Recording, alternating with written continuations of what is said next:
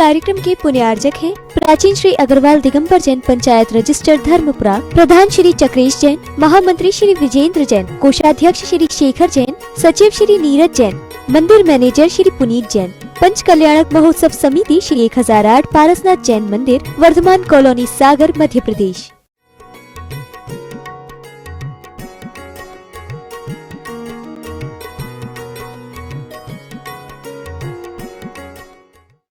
आचार्य श्री बहुत अच्छे से सुनाते इसको। कितना चंचल है, बोले कि देखो, एक बार आचार्य श्री ने और हम लोगों ने बिल्कुल साक्षात देखा इस बारे में। रामटेक में आचार्य श्री के साथ जंगल गए हम लोग,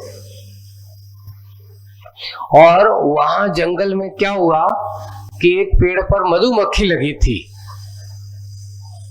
है? और मधुमक्खी लगी थी। अब वहां पर वो बंदर गया, और छोटा, ज्यादा बड़ा नहीं था, छोटा था, और वहां चढ़ने के बाद उसने उस मधुमक्खी को क्या कर दिया, छेड़ दिया। अब छेड़ देने के बाद उसकी एक कहावत है, बंदर के पूरे शरीर में जहां उसके बाल होते वहां तो नहीं काटता, लेकिन जैसे उसकी पगतली हाथ है, जैसे ये मुंह है, जहां बाल नहीं रहते, अगर वहां लग जाए और वहां अगर बिच्छू काट दे, क्योंकि बालों की एक विशेषता होती है उसके बाल कि उसमें फिर मधुमक्खी वगैरह उसमें प्रवेश नहीं कर पाती, तो नहीं काट पाती। अब हाथ में तो मधुमक्खी ने, एक दो मधुमक्खी ने उसके हाथ पे काट दिया। अब लगा उसके हाथ में, जैसे मधुमक्खी ने काटा, उचक रहा है, बार बार हाथ पटक रहा है, इस डाली पर उस डाली पर, यहां तक कि उसके साथ बड़े बंदर थे, वे भी परेशान। आचार्य जी ने कहा, देखो ये सही लिखा, आचार्यों ने लिखा है कि देखो मन के बारे में उस मंदिर के भांति कहा, एक तो मन स्वभाव से चंचल, ऊपर से कहीं पर क्या हुआ कि शराब खराब हो गई होगी, तो उन्होंने उस खराब को फेंक दिया। फेंका तो वो गड्ढे में भरी, तो पानी समझ के उसने क्या कर लिया, उस शराब को पी लिया। तो अब देखो, चंचल में शराब और पी ली तो कितना चंचल हो गया, और अति चंचल हो गया। और ऊपर से वहीं जब इस प्रकार चंचल हुआ तो एक बिच्छू और था, तो बिच्छू ने और उसको काट दिया। अब कहो कि उस बंदर शांत बैठ जाए, कभी भी शांत बैठने वाला नहीं है। बोले कि जैसे उस बंदर की दशा है, वैसे ही इस मनुष्य के मन की दशा होती है। अगर मन संयम से सहित ना हो, एक असंयमी का मन बिल्कुल उस चंचल बंदर, वो भी मद्यपान और बिच्छू ने काटे हुए बंदर की भांति होती है संयमी का मन। संयमी का मन तो फिर भी सोचता है कि नहीं भाई, तुझे ऐसा सोचना ठीक नहीं है। संयमी तो अपने मन को संभाल के रखता है, चंचलता को दूर है। इसलिए गुप्ती किसे कहा, तो उन्होंने कहा सम्यक योग निग्रहो गुप्ती। जो अपने अंदर की मन वचन काया का अच्छे से निग्रह करे, चंचलता को दूर करे, उसकी प्रवृत्ति को दूर करे, उसका नाम गुप्ती कहा। रोक देता है वो समिति, यानी प्रकार के मन वचन काया को अच्छे से प्रयोग करता है, तो वह समार के प्रयोग करता है। गुप्ती में निग्रह होता है, समिति में क्या होता है, प्रयोग तो होता है, पर कैसे होता है, संभाल करके किया जाता है, सावधानी से किया जाता है, वह ये कार्य करता रहता है। वही बात है कि यहाँ मन को कैसा कहा, चंचल कहा। मन कैसा है, मन छल निश्चित रूप से, निश्चय रूप से होता है मन में छल, और साथ साथ माया की खान, कपट स्वभावी, मन की माया की खान है ना, तो इसलिए इन सब तीन प्रकार के भाव से भरा। बदला लेना ठान लिया, बदला लेना ठान लिया है शिल्पी से इसने, किसने? उस कांटे ने। शिल्पी की शल्य पीड़ा देकर ही इस मन को चैन मिलेगी। यानी आप सोचना, अब आपको महाराज जी कांटा तो छोटा एक इंद्रिय है, यहाँ मन वाला बना दिया। ये मन वाला कांटा नहीं है, ये मन वाले आदमी का कांटा है, तुम लोगों का शल्य जिसे कहते हैं अपनी। कि जब तक कोई व्यक्ति किसी के बदले के भाव से जीता है तो उसकी वेदना ऐसी होती है, बदले के भाव से जीने वाले की वेदना को जब तक वह बदला लेने के भाव करता है, जितना जितना भाव करता चला जाता है, उतनी उतनी और उसकी वेदना बढ़ती चली जाती है, बढ़ती ही चली जाती है। उसकी वेदना का प्रतिकार करना बहुत मुश्किल है। वही दशा उस कांटे को निमित्त बनाया है। ये कांटा तो एक मात्र एक प्रतीकात्मा है, ये कांटा अपने सब हम सब का है। हो सकता है ऐसी कसाय के परिणाम से जीते हैं और ऐसे कसाय के परिणाम से आदमी जी रहा है, ऐसी शल्य उस कांटे की तरह होती है।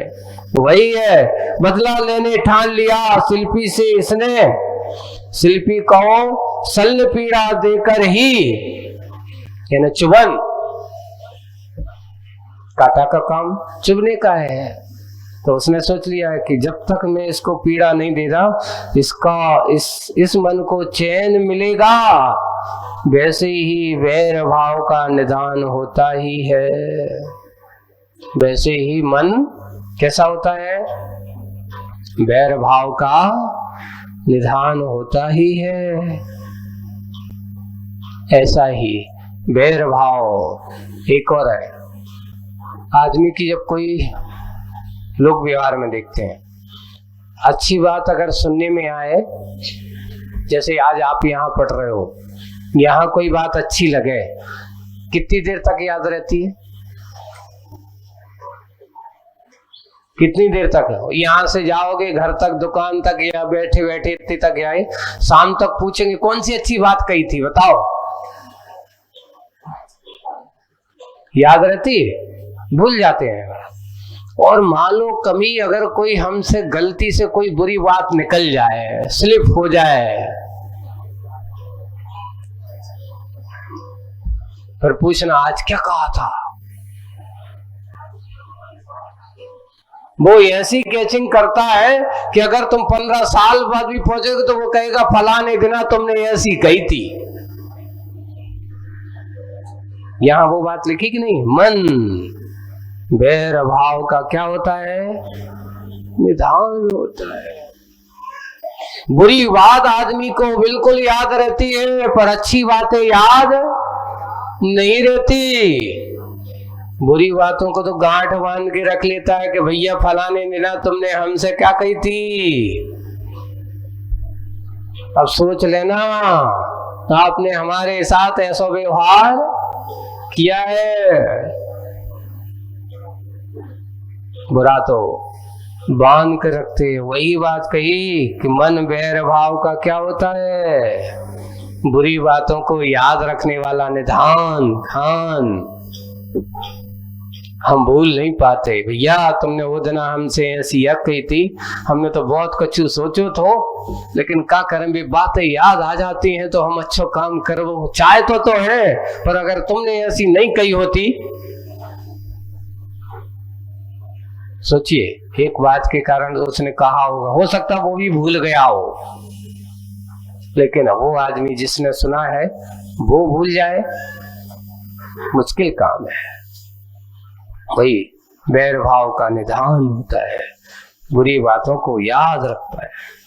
यही है, मन की छाव में ही मान पनपता है। आगे पढ़िए, किसकी छाव में? मन की छाव में ही मान पनपता है। मन का माथा नमता नहीं।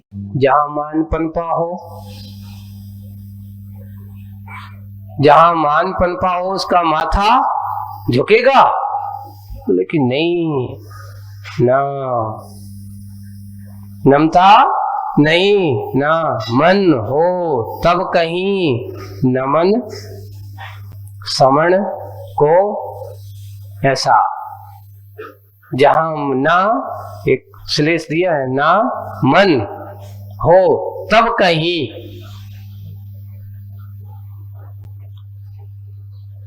तब कहीं नमन हो। अर्थात ऐसा मन जो वैर भाव से भरा हो, मान कसाय से भरा हो, ऐसा वैर भाव के भावों से भरा हो, वहां पर नमन नहीं होता। अब देखो, ऐसा झुकना, एक कहावत है, कमान जितनी झुकती है तीर उतना तेज जाता है ना। एक वो नमन नमन माधक नवे बेईमान, दगाबाज दूनो नवे, चीता चोर कमान। तीर की उपमा दी है, चीता चोर और कमान, ऐसा कहा गया। नवन नवन में फेर है, अधिक नवे बेईमान, है ना। और दगाबाज दूनो नमे, चीता चोर कमान वाली बात है। नवन नवन में इस प्रकार हो नमन। एक चोर भी नमता है, अरे भैया मालिक आप ही तो हो, और धीरे धीरे ऐसा कह के सब कुछ जान ले, सब कुछ पता कर ले, कहां से कौन सी चाबी कहां धरी है, सेठ जी कहां सोत है, कहां का रखत है, और मौके की तलाश करके फिर देखता है कि अब तो अपन को सब पता है। और अब इधर सेठ जी कम गए और उधर उसने सपाट किया। विश्वासपात अति बनने वाला। ऐसी एक बार एक बहुत अच्छा, एक सेठ ने एक कर्मचारी की परीक्षा लेना चाहिए, बहुत अच्छा काम करता है, आया है और उसने एक दिन कहा कि मैं बाहर जा रहा हूं, बाहर जा रहा हूं और तुम्हें पूरी दुकानदारी और ये संभालना है, और तिजोरी वाली है चाबी, उसने चाबी एक जो थी नस्ली वाली तो अपने पास धरी, और नकली वाली किसको दे दी। अब बहुत दिन करते करते देखे तो इसका विश्वास परीक्षा करना थी, तो उन्होंने बड़े अच्छे से बहुत मुंह लग गया। अब लग जाने के बाद उनको दे गए, दे करके उसने देखा आज तो मौका मिल गया। अब सेठ जी गए, सबसे पहले दुकान तो बाद में खोली, पहले सबसे पहले क्या खोल रहा है, कहता है पहले तिजोरी साफ कर लो भैया, चाबी आज मिल गई है। चाबी आज मिल गई है। और उसने जाकर के जैसे ही चाबी लगाई तो चाबी उसमें लगी नहीं। मन में देखो तो सेठ जी ने मुझे बुद्धू बना दिया। दुकान पे हुआ, दूसरे दिन सेठ जी आए, चाबी उसके सामने पटकते, या चाबी पकड़ो। बोले कि क्यों, तुम्हें हम पे भरोसा नहीं है, हम नहीं करने तुम्हारे यहाँ काम। बोले कि क्यों, बोले मैंने चाबी लगा के देखी थी।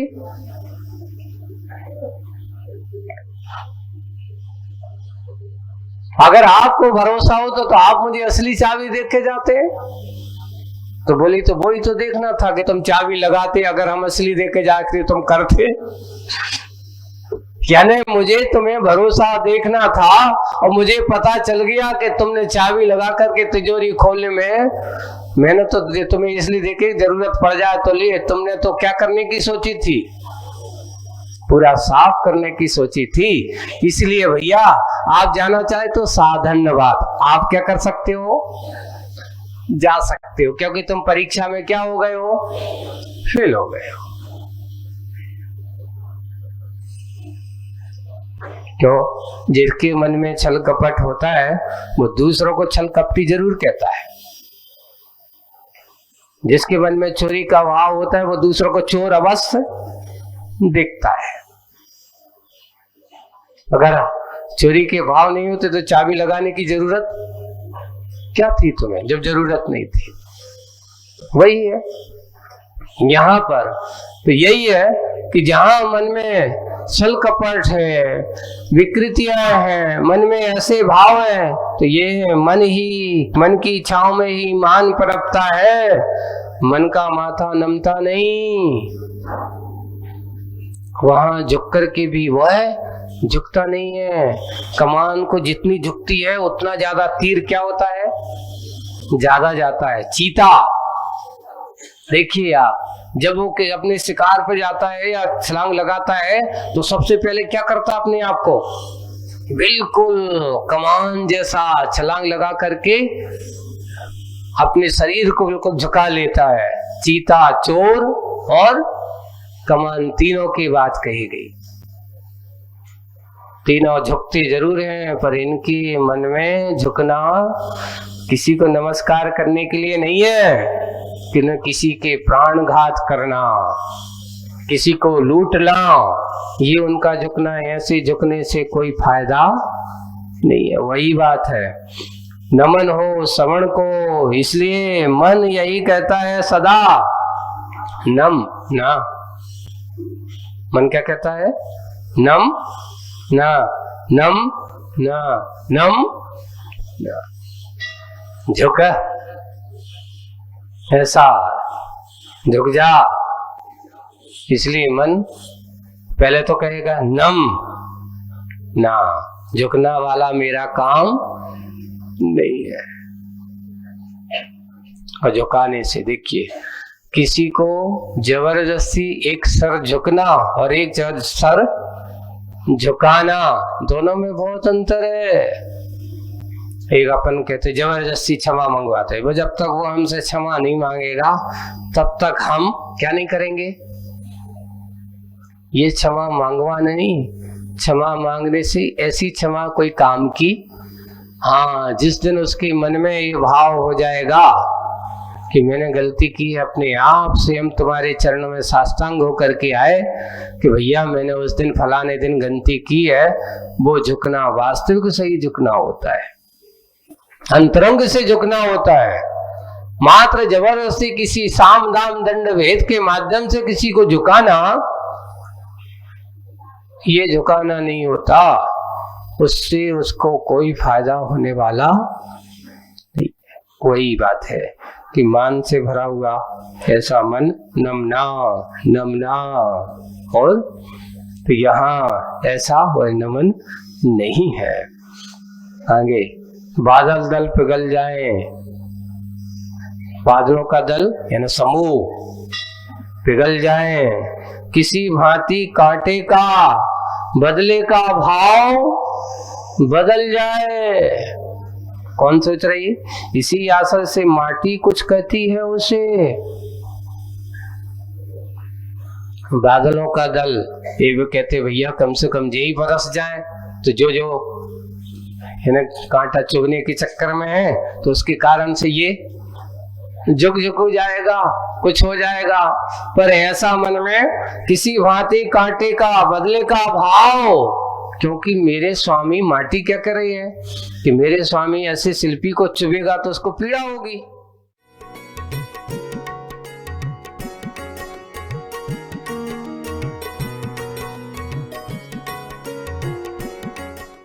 इस कार्यक्रम के पुण्यार्चक थे प्राचीन श्री अग्रवाल दिगंबर जैन पंचायत रजिस्टर धर्मपुरा, प्रधान श्री चक्रेश जैन, महामंत्री श्री विजेंद्र जैन, कोषाध्यक्ष श्री शेखर जैन, सचिव श्री नीरज जैन, मंदिर मैनेजर श्री पुनीत जैन, पंच कल्याणक महोत्सव समिति श्री 1008 पारसनाथ जैन मंदिर, वर्धमान कॉलोनी, सागर, मध्य प्रदेश। महाराष्ट्र